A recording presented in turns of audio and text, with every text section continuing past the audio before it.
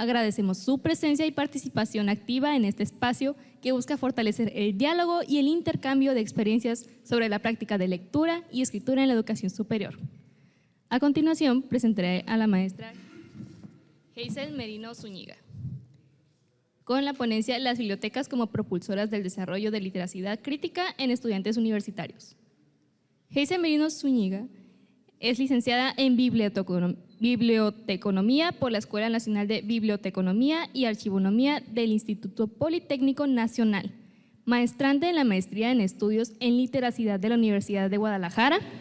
Ha participado como ponente en coloquios, jornadas y seminarios, como en la 6ª edición del Seminario Binacional en Innovación Educativa, Liderazgo y Literacidad en la Universidad de Pensilvania, en la quinta Jornada Internacional de Fomento en la Lectura y Bibliotecas Universitarias en la Universidad Nacional Autónoma de México, el 6º Coloquio Lengua, Literatura y Literacidad en la Universidad de Colima, entre otros. Actualmente, imparte talleres para bibliotecarios de centros universitarios y del Sistema de Educación Media Superior. Realiza además el programa Dialogando entre Libros, con el cual se busca difundir las colecciones de las bibliotecas universitarias, desarrollando literacidad crítica en estudiantes con actividades que fomentan lectura crítica y creativa y el pensamiento crítico, abordando diversas temáticas sociales y culturales. Cada ponencia contará con 15 minutos para exponer su trabajo. Pido de manera respetuosa que procuremos ajustarnos al tiempo establecido para favorecer el diálogo y permitir la participación de todas y todos. Al finalizar las presentaciones, abriremos un espacio de preguntas y comentarios del público.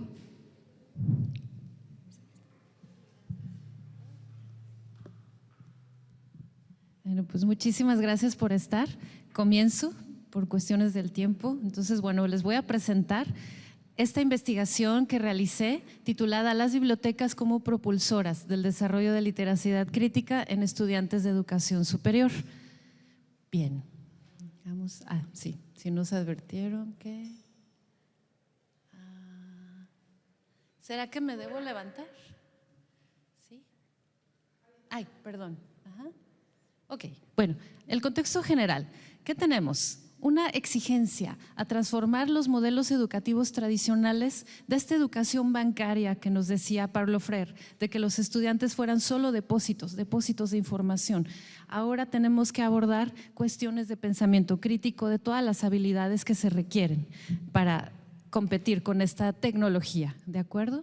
Bien, también tenemos una agenda 2030 que nos dice exactamente en dos de sus objetivos sostenibles, el 4 y el 16, que se debe tener una educación de calidad y garantizar el acceso igualitario a todas las personas, ¿de acuerdo? Además, fomenta el 16 una cultura de paz a través de instituciones sólidas. Tenemos también el modelo educativo de la UDG en su plan de desarrollo institucional, que fomenta mucho actividades con pensamiento crítico, entre otras habilidades, pero hay como una brecha en la currícula de los planes y programas de estudio en este plan porque no se integra bien o no se ven estrategias claras más que extracurriculares para integrar este pensamiento crítico y formar estudiantes socialmente responsables. No se ve una línea directa, ni estrategias claras. Bueno, el panorama, las bibliotecas. ¿Qué pasa en las bibliotecas? Aquí les traigo unas numeraciones. Creo que no se cambia. Ajá. Me parece que se regresa. Sí, pues justo es el que… A ver. Sí, mejor, gracias. Bien, esto quería mostrarles, miren. Hay un gran ingreso a las bibliotecas, como pueden darse cuenta. Esta investigación la realicé en 2 centros universitarios, el Centro de Arte, Arquitectura y Diseño, que tiene cerca de 8,000 estudiantes, y Cutonalá, que tiene cerca de 9,000 estudiantes. Efectivamente, las estadísticas que nos arrojan estos sistemas de ingreso de usuarios, en el 2024, vean la cantidad, casi 100,000 estudiantes ingresaron, pero aquí la situación del uso de la colección fue mínima. El 11% solamente consulta los libros que hay de manera interna y el 5% se los lleva a casa, ¿de acuerdo? Lo mismo La que sigue, por favor. Lo mismo, aquí en Cutonala hay un gran ingreso de usuarios, pero hacen uso de la colección internamente solo el 18%. Me refiero a uso de colección de libros impresos, ¿de acuerdo? Y el 5% se los lleva a casa. La que sigue, por favor. Pero bueno, nuestro rol ahora, nos invitan autores en diferentes partes del mundo a hacer más allá que solo custodios y organizadores de colecciones, sino involucrarnos un poco más con las personas, con los usuarios, hacia el conocimiento, el aprendizaje y la acción social. Las bibliotecas son las instituciones más democráticas o los espacios más democráticos dentro de una universidad en este caso, porque facilitamos el acceso a todas las personas, a todos los recursos. Hay un principio que me gusta mucho que se llama la libertad intelectual. Quiere decir que de las colecciones que tenemos, la persona puede tomar cualquier libro, ahí los tiene como el menú abierto a tomar y decidir qué va a leer, qué no va a leer, qué va a usar, qué va a dejar. Entonces somos instituciones totalmente democráticas y pues eso está ahora sucediendo también, que dejen de ser espacios silenciosos, sino al contrario, de un diálogo, de un intercambio. A los bibliotecarios nos pasa que dependiendo en qué tipo de biblioteca estemos, creen que somos de la profesión. A mí se me pegaron literalmente muchas cosas de los arquitectos, de los diseñadores, pero yo no soy arquitecta por nada. Ahora estoy trabajando en una de ciencias sociales y me estoy acostumbrando, ¿saben?, a los nombres de los autores, a las palabras que utilizan, y la verdad es que es maravilloso el conocimiento humano, es una maravilla la producción. Perdón, la que sigue, creo que me regresé.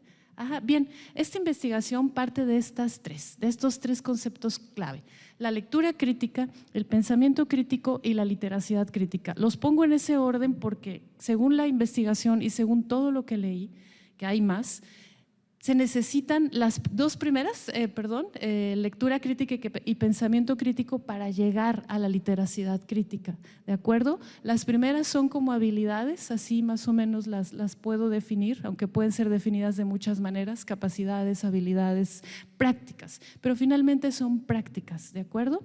La que sigue, por favor. Bien, entonces, ¿qué pasa con la literacidad crítica? Es cuando ya usamos la lectura crítica, con la cual leemos, podemos contrastar ideas, podemos buscar otros autores, leemos de una manera totalmente crítica en cuanto a que no confiamos al 100% lo que dice el texto, ¿de acuerdo? Vemos en qué contexto lo escribió el autor, qué quiso decir. Ahí son una serie de habilidades que desarrollamos maravillosas, algo que dicen muchos autores como Kazan y leer entre líneas. Estamos leyendo algo, pero hay que ver realmente las ideologías, todo lo que hay ahí en el texto. El pensamiento crítico tiene habilidades, como lo decía hace ratito, de análisis, síntesis, de resolución de problemas y de toma de decisiones, ¿de acuerdo? Pero con información, y qué mejor la información confiable que tenemos en una biblioteca para llegar a este aspecto de literacidad crítica, que es ahora sí analizar los discursos que circulan, no nomás en libros, sino lo que hablamos, las hegemonías, todo lo que existe en nuestro mundo. Ahora sí, lo que viene diciendo Paulo Freire, de leer el mundo, no es nomás leer la palabra, sino estás leyendo el mundo y el contexto entero. Tiene también esto maravilloso que es que las personas, en este caso los estudiantes, se sientan con la seguridad de intervenir en la realidad. Aquí entran habilidades también de pensamiento crítico, porque el pensamiento crítico resulta que se basa mucho en la emoción y en la afección. ¿Por qué? Un problema. La persona tiene las capacidades de ir a solucionarlo. ¿Por qué? Porque tiene un conocimiento para hacerlo que le da la universidad, ¿de acuerdo? Es intervenir. Aquí pasa esto, mi comunidad necesita esto, voy a entrar. ¿Por qué? Porque sé cómo hacerlo. Y eso les da una seguridad a las y los estudiantes maravillosa de cambiar, aunque sea un poquito. Lo que comentábamos la compañera y yo, hay un problema. A veces queremos que las soluciones vengan de acá arriba, a lo mejor podemos hacer algo nosotros, y es cuando surge el cambio social y obviamente favorece una ciudadanía activa. La que sigue, por favor. ¿De acuerdo? Entonces, bueno, el objetivo de este estudio es precisamente explorar cómo las bibliotecas universitarias pueden fortalecer la lectura crítica, el pensamiento crítico y lograr la literacidad crítica mediante importantes prácticas dialógicas y actividades de lectura. En realidad el diálogo es el que nos permite generar más conocimiento. Yo puedo leer algo, escuchar algo, pero lo que hicimos hace rato fue maravilloso. Entre todas y todos empezamos a aportar, a analizar y a leernos en voz alta. Eso es algo maravilloso. No saben, hasta puede ayudar a las neurodivergencias, porque tal vez alguien tenga dislexia y no sabe, o no sabemos los demás, y a esa persona la favorecemos cuando empezamos a leerle en voz alta. ¿De acuerdo? Entonces son varios aspectos, pero bueno, esto lo hice a través de la biblioteca, se hicieron varias charlas, algunas en línea, otras presenciales, pero siempre me tomé la calma de tomar libros de la estantería y ponérselos a los estudiantes. De este tema que estamos hablando tienes todos estos y miles más allá adentro, ¿no? Se quedaban así, les digo, no los vendo, están gratis, son para ustedes. Úsenlos. Hay una biblioteca que hasta pone cuánto costó el libro y saber cuánto se está ahorrando el estudiante al tener el libro disponible, claro, con reglas, de tiempos de préstamo y todo, pero ahí los tienen. Y a veces ni saben los estudiantes qué es lo que hay. La siguiente diapositiva, por favor. Bien, entonces la metodología que usé pues fue un enfoque cualitativo, obviamente, con la investigación-acción, esa fue la metodología. El programa que hice para poder lograr esto o detonar esto fue dialogando entre libros y recolecté la información que arrojó todo esto pues con varias técnicas, desde formularios, entrevistas, llevé un diario de campo y sobre todo un registro de ilustraciones. La que sigue, por favor. ¿Cómo procedí? Bueno, armé un programa que presentaba yo a las coordinaciones de todas las carreras de ambos centros, de CUAD, de ese centro universitario, y me conecté con Cutonalá. Les doy un contexto rápido de la Universidad de Guadalajara. Tiene varios centros universitarios, más de 50 centros universitarios regados por todo el estado, unos centrales y otros por las diferentes regiones. Entonces, unos son temáticos, otros son multidisciplinarios. En el caso de las materias que se ven en el de arte, arquitectura y diseño, arquitectura se da también en Cutonalá. Comparten el mismo plan de estudios y por eso me conecté con ellos para trabajar. Entonces yo les presentaba a los coordinadores de carrera este programa, invitaba a los estudiantes a que asistieran, pero como decía al inicio, estas actividades solo les contaron como formación integral. 5 minutos, vamos rápido. La que sigue, por favor. Tuvimos una muy buena audiencia, duró como 1 año y medio más o menos el programa. Tuve 592 estudiantes, 375 de CUAD y 237 de Cutonalá, y fueron realizadas 17 sesiones. La que sigue, por favor.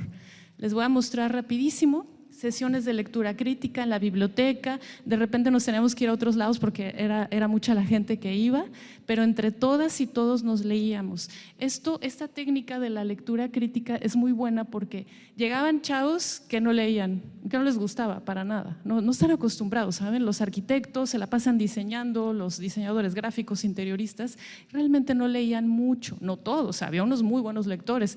Pues yo les preguntaba, yo los ponía a leer directamente y a leernos entre todas y todos. El truco aquí, el gancho fue que leíamos cosas que ellos están estudiando, que ellos comprenden. Leíamos arquitectos pero entrevistados. ¿Qué piensa Mies van der Rohe? ¿Qué piensa Peter Zumthor? Comparábamos porque la literacidad crítica y también la lectura crítica dicen que no hay una autoridad suficiente como para no cuestionarla, no cuestionar qué fue lo que hizo. Entonces ahí transformamos al estudiante a leer diferentes posturas de los grandes, pero poner su propio punto de vista. Aquí les hacía la pregunta, Mies van der Rohe, ¿qué opinaba del trabajo en equipo? Y ya todos se quedaban así, no quería trabajo en equipo, pero Peter Zumthor sí, y así no revisamos los contextos, etcétera. Bueno, avanzamos, por favor. Entonces hacía un diálogo muy bueno. También yo le quise llamar lectura creativa, porque leía a un autor que se llama Ginsberg, que él decía que la lectura no tanto crítica, sino es más bien creativa, porque interactuamos con el lector, damos nuestro punto de vista, construimos en nuestra mente la historia, lo debatimos, etcétera. Y aquí lo bonito fue que leíamos poemas y estos chavos son de ilustrar, son de trabajar algo. Entonces nos poníamos a leer entre todos, elegían qué poema ilustraban y lo hacían. y lo presentaban. Entonces aquí les conectamos las habilidades de pensamiento complejo, porque están escuchando, eligiendo un poema y estas ilustraciones las toman de su memoria a largo plazo, ¿saben? Ellos dibujaron lo que imaginaron y si lo platican, pues todavía más escuchamos qué pasa ahí. La que sigue, por favor.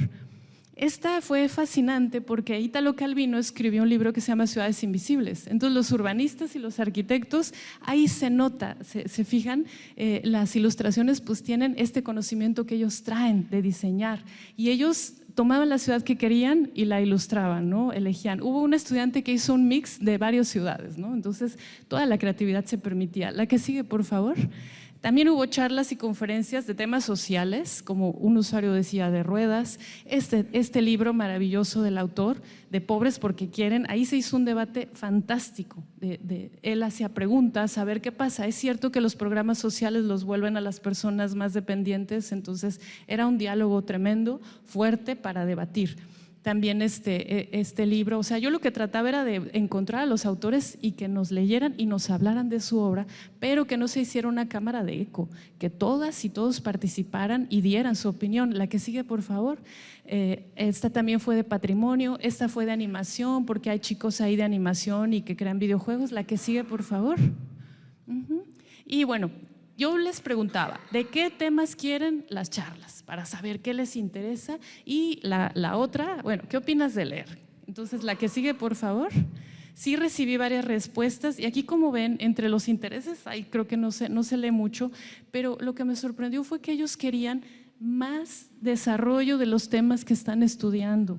Ellos querían ampliarlos, o sea, están bien enfocados. Algo que surgió mucho en las sesiones, que me di cuenta en el diario de campo, es la necesidad que tienen de ser escuchados y de que les demos la seguridad del campo laboral. Y sobre todo, consideran muchísimo el bienestar emocional, que nosotros en nuestra generación ni siquiera hablábamos de eso. Y ahora es necesario. La que sigue, por favor.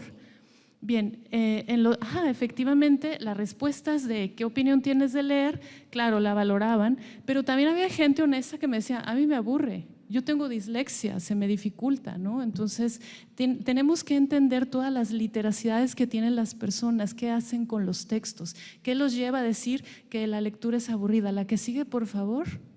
Después pude aplicarles 2 entrevistas, les hice estas 3 preguntas relacionadas con la literacidad del pensamiento y la lectura crítica, la que sigue, y las respuestas pues fueron increíbles. Ellos consideran que con la información confiable pueden tomar cartas en el asunto. Hubo una persona que eso me respondió, ¿sabes qué? Yo con la información puedo saber qué es lo que tengo que hacer.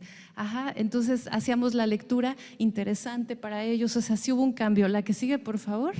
Ya voy a terminar. Igual rediseñé las preguntas para que fueran más interiorizadas, la que sigue, y pues hubo respuestas increíbles. Tú puedes generar el cambio, pero por ti mismo, empezar en tu comunidad, temas de resiliencia, dejar una huella de quién soy. Alguien también puso por ahí que se sintió cómoda de participar, no se sintió juzgada, pues porque es interesante e importante hacer eso cuando se trabaja con estudiantes, que se sientan libres de dar su opinión, que lo hagan. Y ya la que sigue. Por favor, todavía es pues un análisis de las imágenes, como les decía al inicio, se ven los rasgos de los que estudian diseño gráfico, o sea, ahí se ven todo lo que estudian. Imaginen la siguiente, por favor, sus dibujos, etcétera. Ahí se ve pues que sí estudian arquitectura, urbanismo, etcétera. Y la que sigue, solamente los hallazgos claves. Bueno, efectivamente las bibliotecas siguen. Los materiales están ahí presentes, hay que aprovecharlos, están ahí, pero lo importante es esta conexión de leernos, de escucharnos, de tener el conocimiento de verdad de calidad para tomar estas decisiones tan necesarias y por supuesto la biblioteca está presente. Nada más, muchas gracias.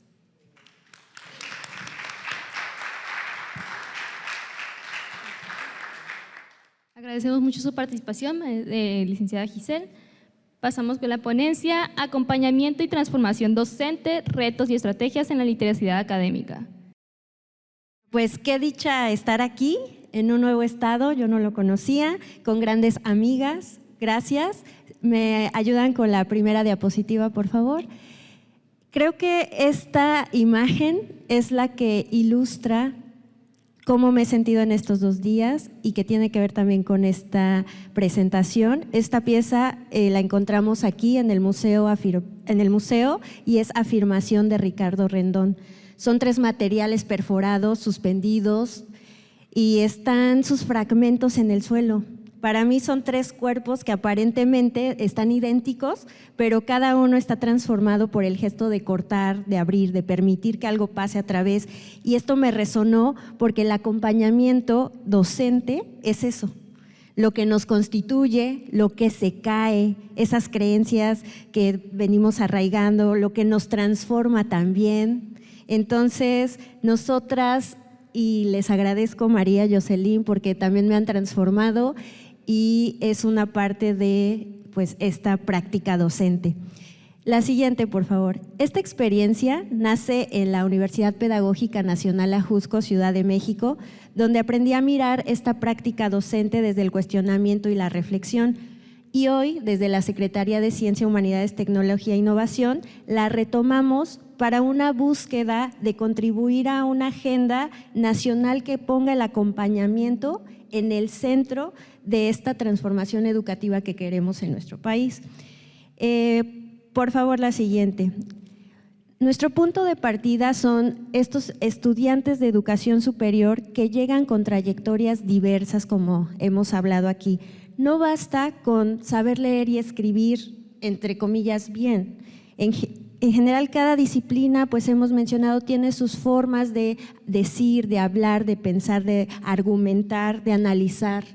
Entonces, encontramos que existen muchas dificultades que vienen de no tener ese acompañamiento docente adecuado o con las estrategias pertinentes para poder desarrollarse en esos ámbitos dentro de la literacidad. No es una habilidad, eso sí lo tenemos presente, es una práctica social, es decir, aprendemos todos en comunidad, aprendemos para pertenecer a esa comunidad académica en la discusión, en el diálogo, en esto que estamos haciendo el día de hoy. Entonces, como vimos ayer justo con la maestra María Adelaida, muchas y muchos docentes universitarios tienen un enorme dominio, sí, de sus temas, pero quizás no tenemos esa formación para leer y escribir dentro de esa disciplina y mucho menos acompañar a nuestros estudiantes. Entonces, en esa búsqueda de ver qué estrategias hay claras, sistemáticas e institucionales, pues nació también este proyecto que ahora presentamos. Adelante, por favor. Entre Pares es esta propuesta que hace la Universidad Pedagógica Nacional a partir del año 2017 que busca el acompañamiento académico con el apoyo de estudiantes de los últimos semestres de las licenciaturas y también con los profesores que están dentro de las licenciaturas. Entonces, es una especie de trabajo en conjunto en donde tanto estudiantes de 7º y 8º como profesores, primero cursan un diplomado que es acompañamiento para la literacidad académica en educación superior, están en continua formación desde que entran y entonces fungen en esta cuestión de un diálogo horizontal para acompañar a estudiantes de nuevo ingreso. Y hay una articulación así de la práctica reflexiva y literacidad académica y el acompañamiento se busca que sea personal, que sea profesional y por supuesto pues en lo comunitario. Por favor, la siguiente. Y esto partió de un enfoque, esta investigación, de un enfoque cualitativo a partir del interaccionismo simbólico y la investigación narrativa. Los participantes que ahora tomamos, porque viene de una indagación más amplia, ahora son solo 4 tutores docentes en el contexto de la pandemia, en un contexto pues donde sabemos y vivimos todos que fue pues con clases digitales y una desigualdad también en la tecnología, hay que decirlo. La siguiente, por favor, y nos centramos en entrevistas narrativas, los diarios que ellos realizan, tanto estudiantes como profesores, ahora solo retomamos lo de los profesores y sus trayectorias que ellos hacen. Así, el objetivo fue analizar el impacto del acompañamiento en la práctica docente que tiene esta tutoría par y describir concepciones, identificar las estrategias y reconocer las tensiones y transformaciones de las y los docentes que participan en este programa. Y estos fueron los resultados. Le paso la palabra a Jocelyn. Bueno, pues es muy importante para nosotros también compartirles la voz de los tutores, compartirles las experiencias, las transformaciones, en las concepciones que tuvieron estos tutores. En primer lugar, en el paso de un rol correctivo a un acompañante, encontramos a 2 tutores docentes que nos dicen: si lo pienso como un acompañamiento, es como pensar, ¿qué tengo que compartir? ¿Qué puedo aprender de ellos? También otro docente menciona que de pronto entendió que se sintió identificada con los estudiantes cuando veía que le apenaba, que les apenaba o que deseaban participar frente a los profesores, porque así se sentía este tutor docente. Entonces podemos identificar aquí también que empezaron a cambiar un poco su concepción de lo jerárquico o lo transversal a una parte horizontal. Se sintieron conectados con su yo, digamos, del pasado en su momento como estudiantes. En otra voz, en las estrategias de acompañamiento para la escritura académica, encontramos a otro tutor docente que dice sobre la escritura de los diarios reflexivos.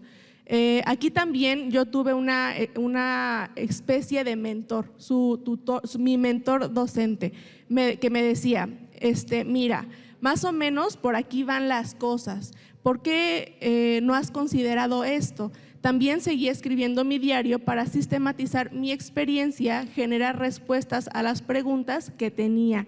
Aquí nos damos cuenta que se empieza a crear un diálogo no solamente hablado, también por medio del escrito. Los escritos que ellos comparten por medio de los diarios reflexivos, ahí los invitamos a que escriban preguntas, que dialoguen por medio del contenido, que sea, digamos, como una carta a lo antaño de, bueno, vamos a esperar respuesta. Crea también esta anticipación por lo que van a compartir los estudiantes con sus tutores.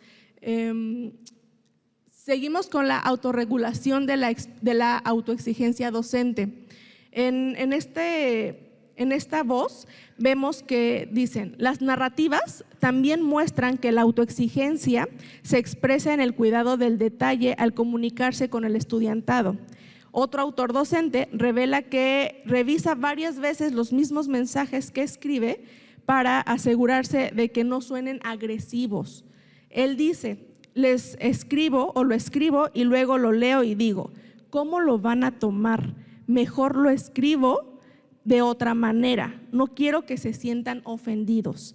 También dice que las palabras como muy bien o mal pueden ser subjetivas y generar tensiones, por lo que las evitan e invitan a los tutores a describir su trabajo cumple o tu trabajo cumple con A, B o C.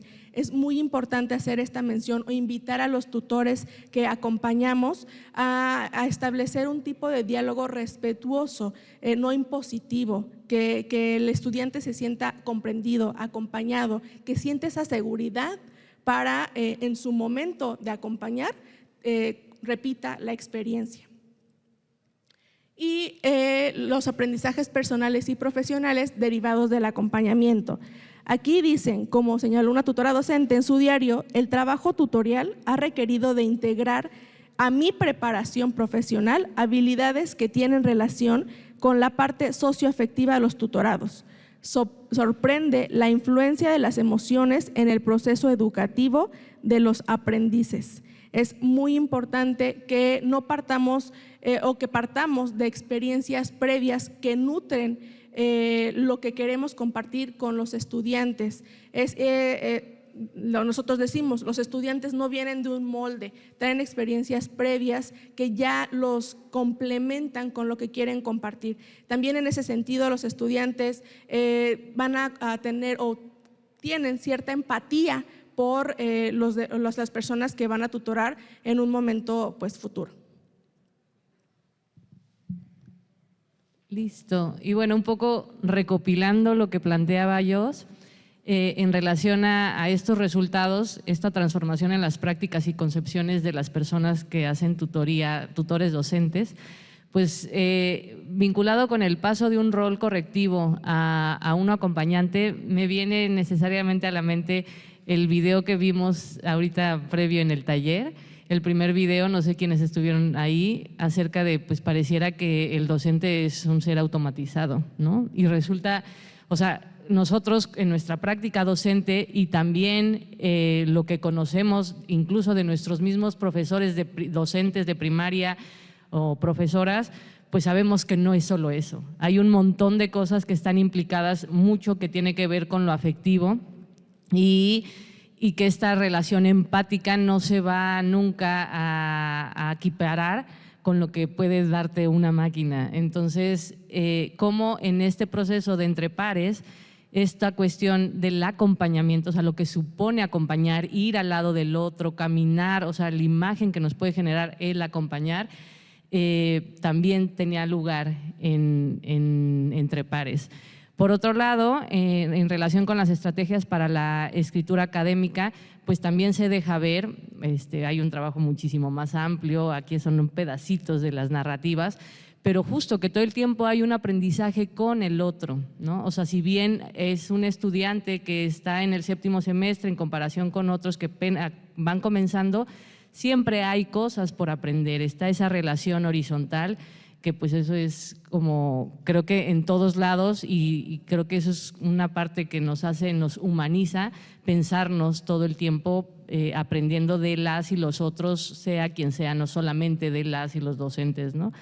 En relación con la autorregulación de la autoexigencia docente, es muy claro en la narrativa, como dice, bueno, pues cuido esa palabra. Me viene también a la mente lo que plantea Carlos Escliar acerca de esos gestos mínimos, ¿no? De cómo simplemente mirar a los ojos, llamarlo por su nombre. Hay muchas formas en las que podemos vincularlos con los otros, con las y los otros, de una manera en la que nos reconozcamos. Y por último, en relación con los aprendizajes personales y profesionales derivados del acompañamiento, pues eso, también viene a mi cabeza lo que planteaba Freire, que sí, o sea, la educación busca fomentar a personas que un pensamiento crítico, pero siempre está vinculado lo que uno quiere compartir con esa otra parte afectiva, necesariamente. Y bueno, la siguiente, ya como para recopilar y para terminar, pues el rol del tutor docente tiene que ver con este acompañamiento, con la mediación y esa intención comunicativa que se tiene. Se descubrieron diferentes tipos de estrategias y también se implementaron, como el diario reflexivo, la retroalimentación colaborativa. Hay un ejercicio de autorregulación, este equilibrio entre la autoexigencia y el bienestar docente. Por supuesto, está lo que tiene que ver con la empatía y la reflexividad. Todo el tiempo hay una escucha, reconocerse también como vulnerable y reflexión en y sobre lo que vas haciendo como tutor, ¿no? Creo que en las narrativas, en los fragmentos de narrativas, es muy evidente cómo es que se da esto. En relación con el impacto, pues no solamente se desarrolla habilidades en relación a cómo lograr esa literacidad crítica, ¿no? Académica, sino también competencias socioafectivas, el desarrollo profesional de cada una de las personas participantes y pues la generación de una comunidad de aprendizaje. Y también pues estas proyecciones en relación a cómo se podrían incorporar la escritura creativa, la transversalidad curricular, la codocencia o el aprendizaje compartido. Y pues la siguiente, gracias, en relación con los desafíos, o sea, todo lo planteamos aquí, pues sí, siempre uno en las investigaciones plantea como la parte bonita, pues, ¿no? Lo que nos detona y nos hace reflexionar, pero también creemos que pues hay áreas como para mejorar, ¿no? Una tiene que ver con construir las condiciones de presencia real más allá de lo técnico. Si bien, como les comentaban, pues era en un vínculo virtual, pero también como el estar en presencia real, independientemente de las plataformas, pues podemos generar vínculos reales con quienes estamos trabajando. Por otro lado, acompañar en la pausa y en el proceso. Ayer también lo señalaban, no recuerdo exactamente en cuál de los, pero bueno, pues la conferencia inicial de Paula, en relación al producto, ¿no? O sea, pero que la importancia de ese proceso donde se da ahí el aprendizaje, el pensamiento, en los errores, en volver a regresarte, en fin. Luego, pues construir relaciones horizontales en donde reconocemos que todas las voces son importantes, no necesariamente, o sea, no tiene que tener prioridad la del tutor docente, ¿no? Sino que están todo el tiempo en ese diálogo que también planteaba la compañera inicialmente con su trabajo. Y por último, que institucionalizar no implique necesariamente deshumanizar. Y con esto nos referimos porque las personas que participan entre pares no les dan ningún reconocimiento. O sea, y hay profesores que se animan, docentes de la UPN que se animan a participar, pero que no necesariamente les cuenta para todas las evaluaciones que tienen y entonces creo que también podríamos pensar en ello sin que eso represente que, bueno, ya conté con este puntito y ya. Y bueno, por último, darles las gracias por su atención. Ahí hay un QR en donde pueden entrar a la convocatoria anterior, en la pasada, del programa Entre Pares. Muchos, o sea, varios docentes de la UPN participan, pero aún sin ser de la UPN pueden ustedes participar como tutores docentes, siempre y cuando primero tomen el diplomado. Y pues bueno, muchas gracias.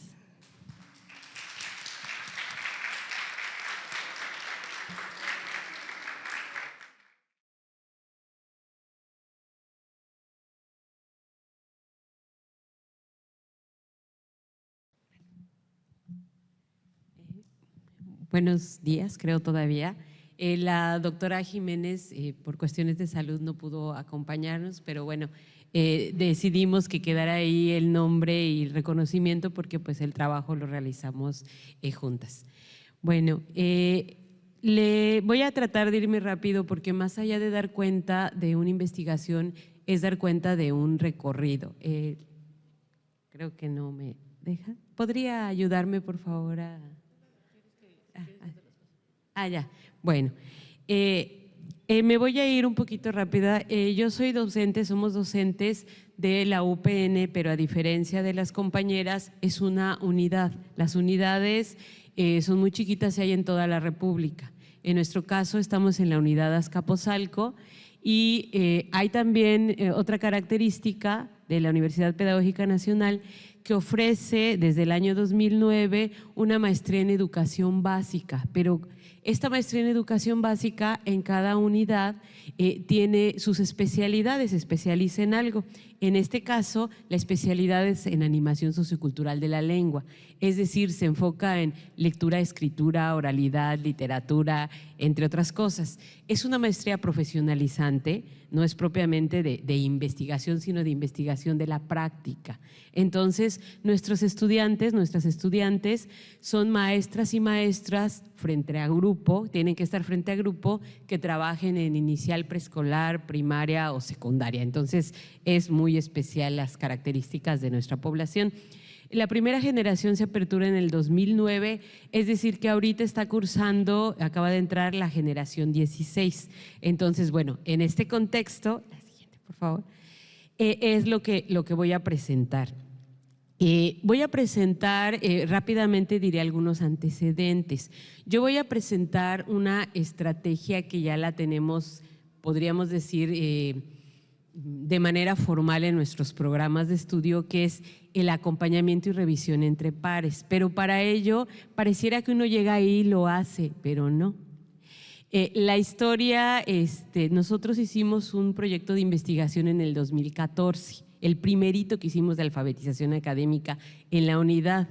Sin embargo, en el 2007, que pareciera anuncio o eslogan, leo yo un libro en el último año de mi formación universitaria, un libro que todas aquí conocen, y digo, la alfabetización académica, eso es lo que quiero hacer, no como línea de personal de tesis, como línea de vida. Entonces, a partir de ahí, de manera individual y luego de manera colectiva, pues empieza el camino en la alfabetización académica, que aquí la han nombrado mucho, no me voy a detener. Hago una tesis de lectura académica, Después hago una tesis de maestría de concepciones de lectura y escritura académica y finalmente un doctorado en emociones en la producción escrita. Y bueno, esto lo coincidimos en animación sociocultural de la lengua, otras compañeras, otros compañeros en esta maestría que nos interesa y empezamos a desarrollar proyectos de investigación, por ejemplo, en la unidad Fortalecimiento de Cultura Escrita, después en interunidades hacemos otro proyecto que le llamamos CESPI al interior de la UPN, en ¿quién más le interesa alfabetización académica? Eso lo hacemos 2016-2018. Y vamos derivando ahí muchas investigaciones, que si los borradores, que si el acompañamiento, que si, muchísimas. Pero bueno, y a la par vamos descubriendo autores, bibliografía y demás. Ahí puse así de manera rápida algunos, pero hemos revisado muchísimos, unos muy teóricos y otros que se centran en propuestas de enseñanza, de aprendizaje, de alfabetización. Claro, no puede faltar todos los textos de Carlino habidos y por haber que encontramos. Entonces, bueno, como antecedente y otros tantos de la línea anglosajona, de la española y demás que han ido sumando. ¿Quieres ayudarme? Bueno, el acompañamiento. Nosotros de manera individual nos damos cuenta en estos proyectos que hay otros maestros y otras maestras que en sus seminarios, en sus clases, hacen alfabetización académica, pero de manera muy intuitiva porque nos interesa en soledad, como podemos, nos robamos espacio de las clases y entonces vemos que pues ya no hay que hacerlo en soledad, hay que hacerlo juntos.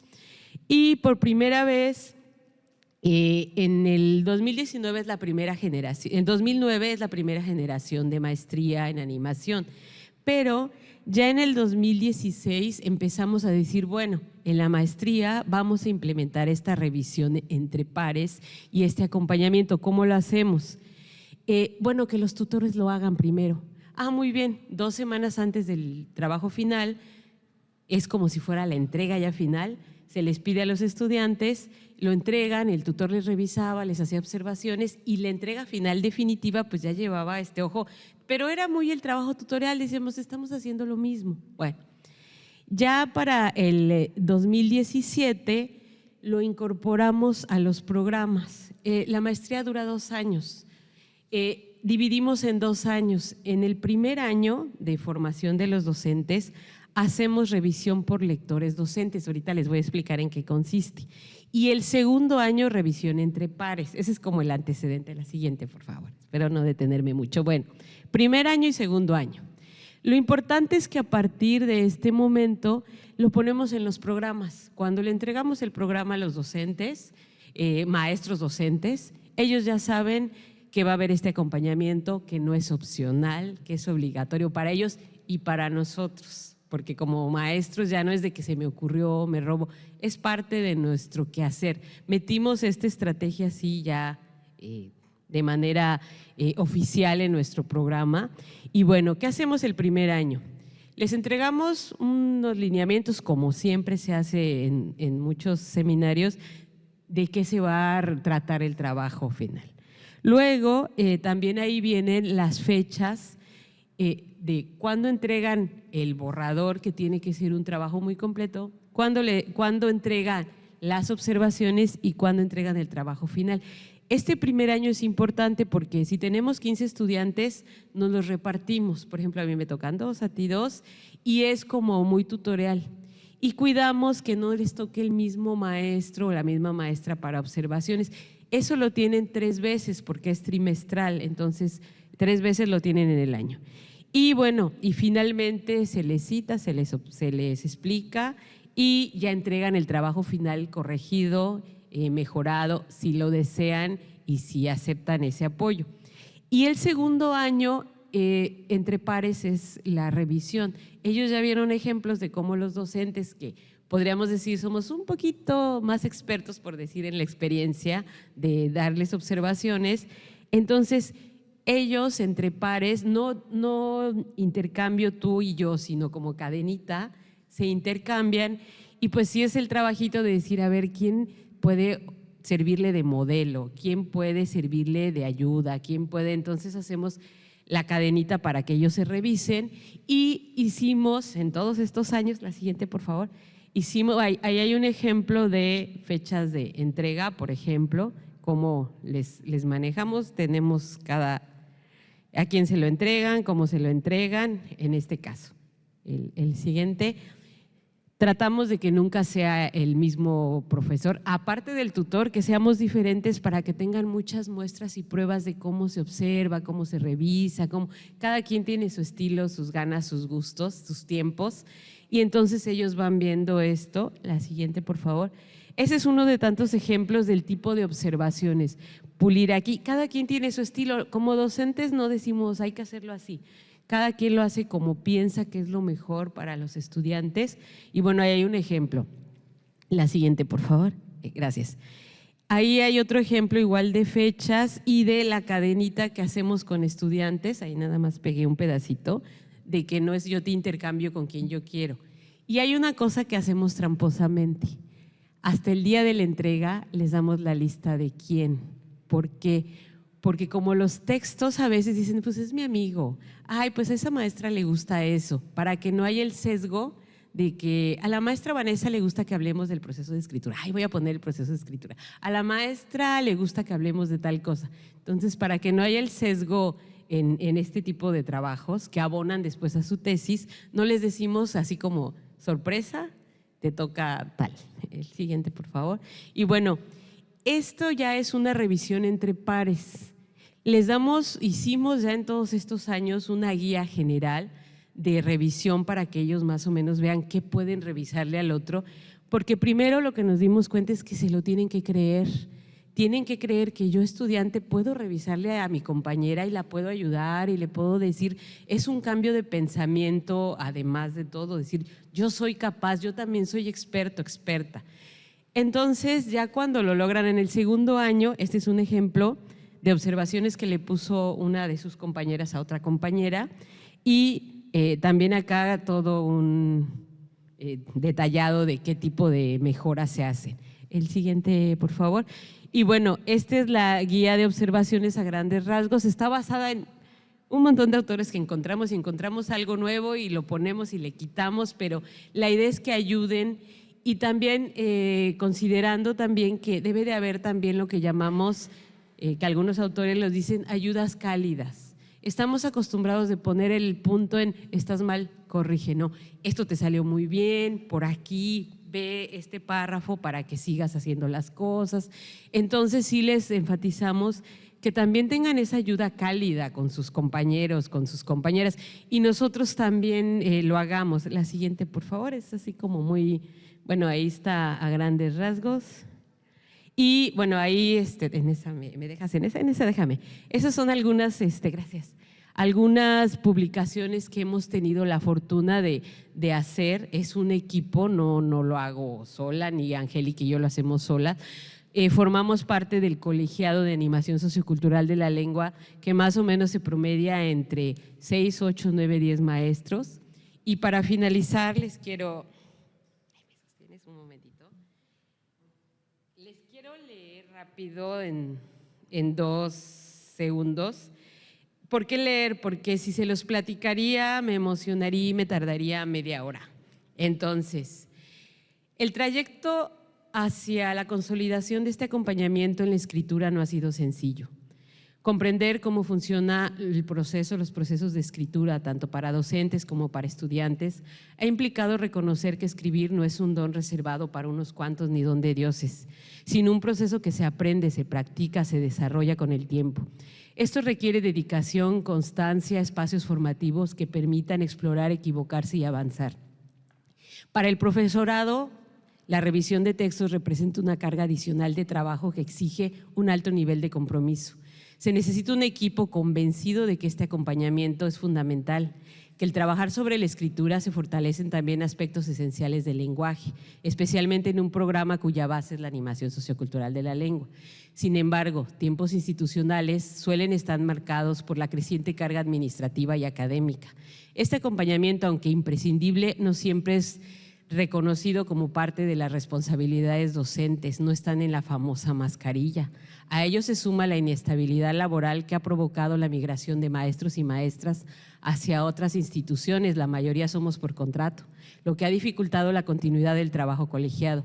Hemos aprendido que las observaciones para mejorar los textos, además, representan una carga emocional significativa para los estudiantes y las estudiantes, y entonces ahora nos preocupamos por atenderlas. Escribir sobre sí mismos, porque el enfoque es biográfico narrativo, es someter a procesos de revisiones, implica un ejercicio emocional muy fuerte si el acompañamiento a veces solamente es de un abrazo. A pesar de las dificultades, el camino ha dado muchos frutos. El programa presenta un alto índice de titulación, lo que evidencia no solo el compromiso del estudiantado y de los estudiantes, sino también la eficacia del acompañamiento sostenido en la escritura.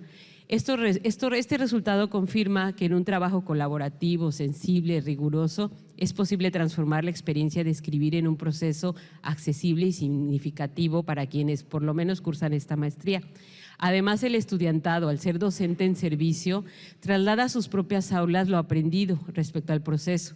Este efecto multiplicador amplía el alcance de formación, pues el trabajo reflexivo y metodológico desarrollado en el programa no solo fortalece prácticas individuales, sino que también, y lo digo con alegría, favorece prácticas que ahora dicen que la comunidad al centro, prácticas de la comunidad. Y bueno, incorporación del trabajo con la escritura como parte formal del programa de la maestría ha demostrado ser una decisión pertinente, necesaria, pues permite que los esfuerzos formativos no se realicen aislados, no sean reconocidos, sea articulado, sea acompañado y que sea un enfoque integral. Y bueno, yo terminaría que fortalece las trayectorias académicas y prácticas profesionales y que definitivamente da muchos frutos, requiere mucho trabajo, mucho compromiso que no se reconoce en las instituciones de manera formal y además que es de una iniciativa del grupo de profesores. Entonces, muchas gracias.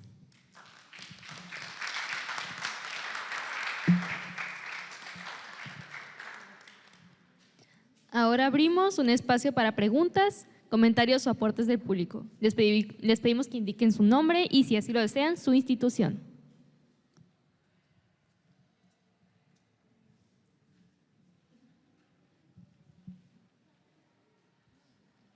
Hola, buenos días, yo soy Adelaida Benveñú. Quería hacerle una pregunta a las chicas del programa de tutoría. No terminé de entender, entendí que hay tutorías de pares y que también hay docentes involucrados en las tutorías, pero no me quedó muy clara la relación entre las dos instancias, digamos. Bueno, pues en un inicio está el diplomado en acompañamiento y ahí se insertan los estudiantes que quieren ser o voluntarios porque les interesa la temática, la experiencia, etc., o los estudiantes que quieren ser o que son prestadores de servicio social. Una vez que egresan del diplomado, cuando están capacitados en cuestiones de acompañamiento en literacidad académica, ahora son tutores acompañantes de alumnos de licenciatura o de los alumnos de la siguiente generación del programa. En ese sentido son tutores pares porque son alumnos. Sin embargo, los tutores acompañantes del diplomado tienen un acompañamiento por un tutor docente que ya tiene mayor experiencia en el campo, que ya tiene pues esta confianza, esta seguridad de orientarlo en cuestiones de que acompañe a otro estudiante. Y por otro lado, también hay un rol que se está solidificando un poquito en el caso de licenciatura, porque ya no es un tutor docente, sino un tutor supervisor. Es como un homólogo, pero que le da este seguimiento en licenciatura y no en diplomado. Entonces tenemos los roles del responsable del programa, tenemos el rol de los tutores docentes, los tutores acompañantes y los estudiantes del DAES, del diplomado o los estudiantes de licenciatura. Gracias. ¿Otra pregunta?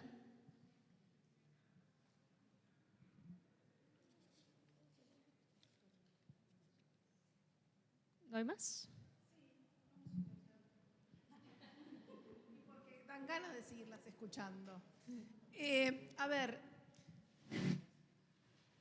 a mí me ha dado la impresión que a ver, ya no me acuerdo el orden. La primera exposición ha sido tuya, de la colega de Guadalajara. De alguna manera me transmitió algo, una emoción distinta que las otras dos ponencias.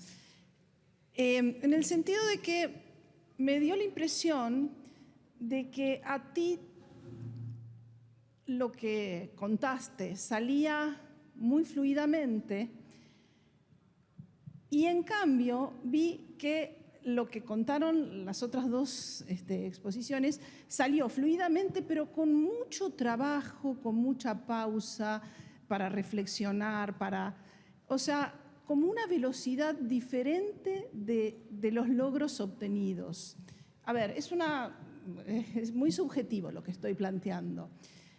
Estoy diciendo que las últimas dos ponencias yo vi como un trabajo que es hermoso, pero en donde justamente se resalta esto se está haciendo a pulmón, esto se está haciendo por compromiso, esto lleva tiempo, lleva mucha formación, lleva equivocarse, volver a probar, ir para atrás. No fluye, o sea, no sale solo, sino que hay que ponerle mucho. Y en cambio, me dio la impresión, quizás por la velocidad con la que expusiste, que parecía como que andaba en ruedas. Esa fue un poco. Entonces, nada, un comentario, quizás lo mío es muy subjetivo, pero me interesa porque hoy estuvimos hablando de los tiempos, de los desafíos, de que hay que construir cosas que no existen, de que hay, tú estás diciendo, no está previsto, decías, estamos por contrato, cambiamos de lugar, que hay condiciones, por lo tanto, a las que tenemos que sobreponernos.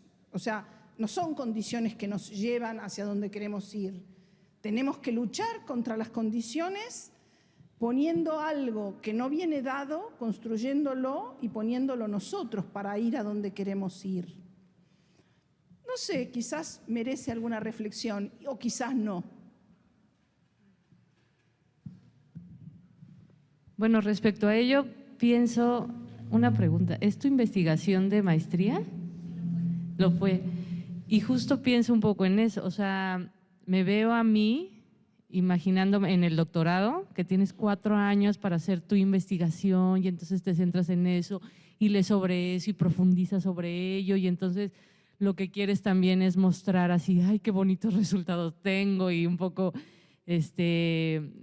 a veces sí, las hipótesis que puedes tener, cómo comprobar, siento que también a lo mejor es el reflejo de, o sea, cómo el mundo académico en un nivel de preparación en formación de posgrado, pues te centras en eso y ya después cuando egresas de cualquier, incluso de la licenciatura, de la maestría, te enfrentas a la institución, a ese monstruo gigante que creo que la imagen es muy impactante de nuestra presentación, o sea, la UPN que es súper fría además, o sea, toda esta cosa y que depende de la SEP, en fin, y que hay cosas que pues sí, uno decide con este ideal de transformar, que para eso, bueno, creo que compartimos aquí, nos formamos con este ideal de transformar un poco el mundo y ayudar y aportar, pero de pronto te encuentras con que hay cosas que, pues sí, ¿no? Estás por contrato, o sea, o tu contrato no es como, no hay tantos,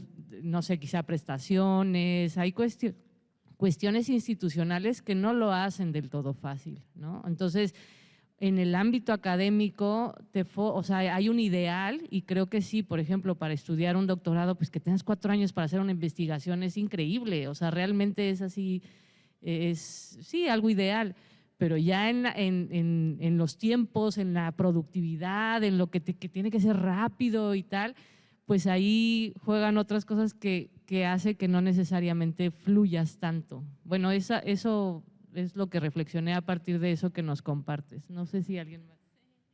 Bueno, sí, fue mi investigación de la maestría. Ahorita no la he continuado, quisiera continuar el programa porque me encargaron una nueva biblioteca, hay que reorganizarla, hay que desempolvarla, como de unos 45,000 volúmenes, que cuando ya te acostumbras a esas numeraciones, no, créanme que no es tanto, pues hay que revisar uno por uno. Uno por uno, ya se hizo el trabajo, entonces necesito tener una biblioteca para volver a arrancar el programa ahora con las temáticas de ciencias sociales. Sí, desde que entré a la maestría yo ya sabía qué quería hacer.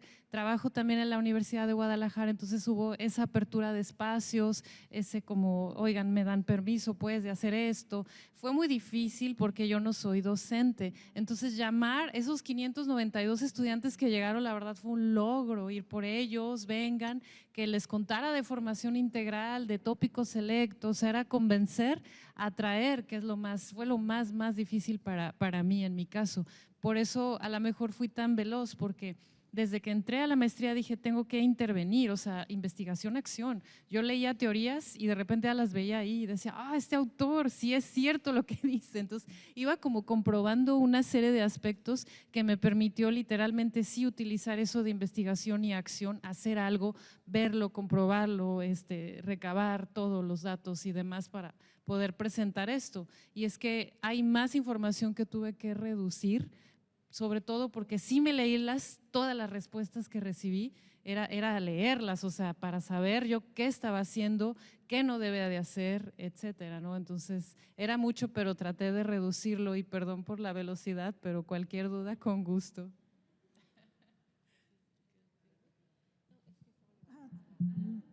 Buen día, colegas. Margarita Godínez de Normal Oficial de Irapuato y Universidad de Guanajuato. Es una pregunta y una invitación para las colegas. La pregunta es, parece que sí funciona. Hablaron de programas, lo llamaron programas de tutorías. La pregunta es si el programa lo llamaron así por decirle de alguna manera, o si de verdad está inserto en el currículum. Esa es la pregunta. Y la invitación, tengo que hacerlo, no sé si han oído hablar de ella, existe una red latinoamericana de centros y programas de escritura. Esta red latinoamericana ya tiene más de una década, creo que tiene unos 15 años de existencia. Tenemos en febrero del próximo año un congreso de esta red, de la Red Latinoamericana de Centros y Programas de Escritura. No sé si están apuntadas, pero ya si no están apuntadas como ponentes, aún pueden apuntarse como asistentes. Es en Guanajuato Capital, Ciudad Cervantina. Más allá de la invitación a ir a Guanajuato, lo que estoy extendiéndoles es la tentación de sumarse a la red, porque trabajar en red con personas con estas inquietudes como las de ustedes es muy rico.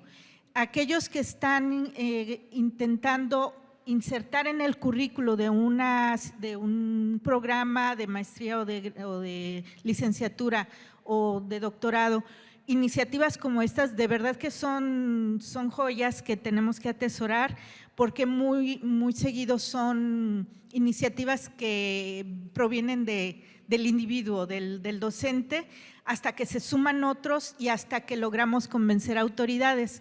Por eso son tan valiosas, y el trabajo en redes es sostenernos juntos. Así que si no, y bueno, al resto del público también los invito a poner en Google Sexto Congreso Internacional de la Red Latinoamericana de Centros y Programas de Escritura, y pues allá los esperamos. Y bueno, la pregunta fue esa, ¿no? Si está inserto en el currículum. Gracias. Bueno, en el caso de la maestría, tuvimos la oportunidad durante pandemia de que hubo un ajuste curricular. Aunque ante profesiones ya está registrado y no se pudo cambiar gran cosa, pero sí pudimos cambiar todas las fuentes, todas las referencias, y fue cuando aprovechamos y metimos todas las fuentes de alfabetización académica, procesos de escritura, etcétera, etcétera. Fue el ajuste formal. Y los programas, nos referimos a los programas que nosotros vamos diseñando de manera modular y que quedan ahí establecidos porque es un programa además modular, que tenemos que evaluar una sola evaluación. Entonces, nos permitió meterlo como parte del contenido, digamos, formal del programa de los docentes y de manera formal en meterlo ya en las referencias cuando hubo el ajuste curricular. Aprovechamos en pandemia en el 2020 que hubo un ajuste de la maestría y dijimos, ahorita es cuando podemos hacer el ajuste, en nuestro caso. Y en Entre Pares es un programa institucional avalado por la Secretaría Académica y que, bueno, a pesar de que está avalado por Secretaría Académica, pues todavía existen muchísimos desafíos, por ejemplo, que tenga el personal suficiente para poder implementarse en toda la universidad. Gracias. Agradecemos mucho sus preguntas y la participación de todas y todos. Por tiempo ya no Hola, yo alcanzamos. nada más quería comentar. Aquí tiene una. ¿Puedo? Ya. Bueno, soy Adriana Ramírez de la Unidad 095 de la Universidad Pedagógica Nacional. Quería comentar al respecto de la apreciación de la doctora, que me parece interesante, más que tomarlo como una situación de por qué habrá pensado, es decir, aprender de esa observación. Y también la primera pregunta que me vino a la mente es también cómo las instituciones y los liderazgos en las instituciones impactan de manera determinante en cómo también el resto de la comunidad se siente o nos sentimos, ¿no? Porque capacidad tenemos para hacer transformaciones, o bien también nos podemos sentir limitados, ¿no? Pero tiene que ver con las instituciones, con la visión de las instituciones, con los liderazgos de las personas que están ahí en las instituciones más arriba. Eso es lo que yo expreso. Hemos hecho en las unidades de la Ciudad de México acciones, proyectos, como los que comparte Vane, de los cuales, por ejemplo, yo me acerqué a la escritura académica, ¿no? Y me fui por esa línea, ¿no? Y estoy feliz, me siento como una nadadora que está explorando entre corales, ¿no? Viendo los corales y el fondo del mar, y me ha fascinado. Y yo le dije a Van, yo me sigo por aquí. Mi caso es un resultado, ¿no?, de todas estas acciones que han hecho nuestras compañeras. Ellas fundaron una biblioteca infantil, ¿no? En mi caso, siendo también jefa administrativa, porque fue un rol que tuve, traté de dar un giro a la biblioteca que no se utiliza para hacer un centro de recursos de enseñanza y aprendizaje que dé soporte a los programas.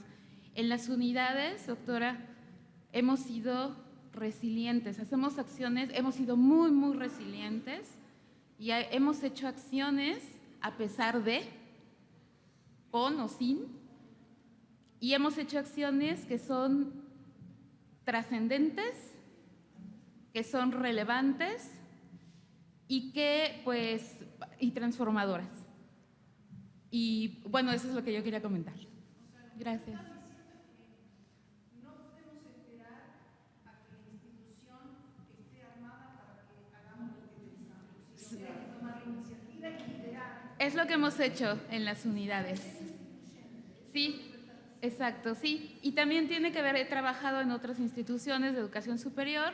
Nunca voy a hablar mal de la Universidad Pedagógica Nacional porque yo también soy egresada. Tengo 2 licenciaturas en la Universidad Pedagógica Nacional, soy normalista, después hice mi nivelación, la licenciatura en educación preescolar en una unidad. También estudié en Ajusco, administración educativa. O sea, yo soy UPN desde alumna. Amo la institución, pero también con tristeza veo también los pseudoliderazgos. Eso, no me voy a meter en cuestiones políticas, pero eso impacta mucho en esos cotos de poder, de tener posiciones en donde se deja de lado esta parte de la agencia y hay contradicciones.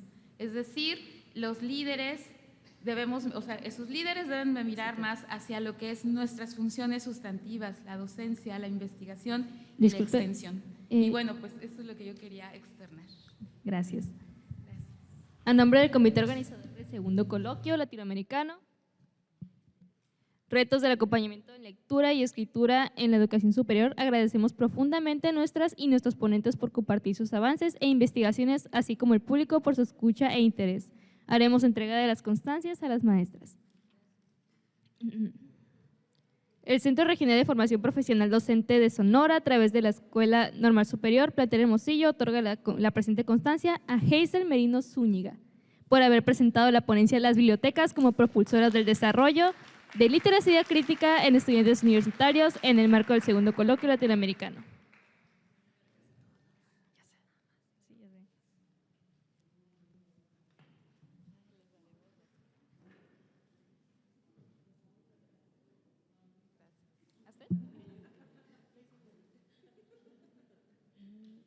También a las maestras Lorena del Socorro Chavira Álvarez,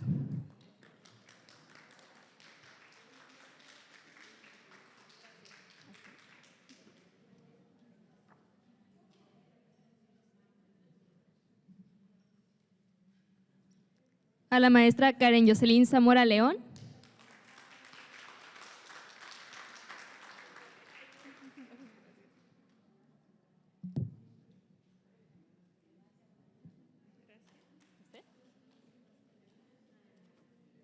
a la maestra Rosa María Guadalupe Rivera García,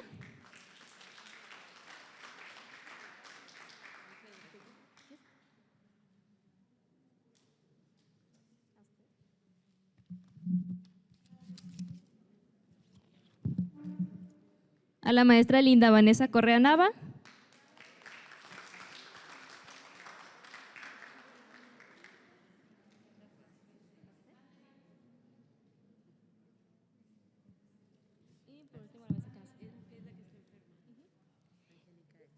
y a la maestra Angélica Jiménez Robles.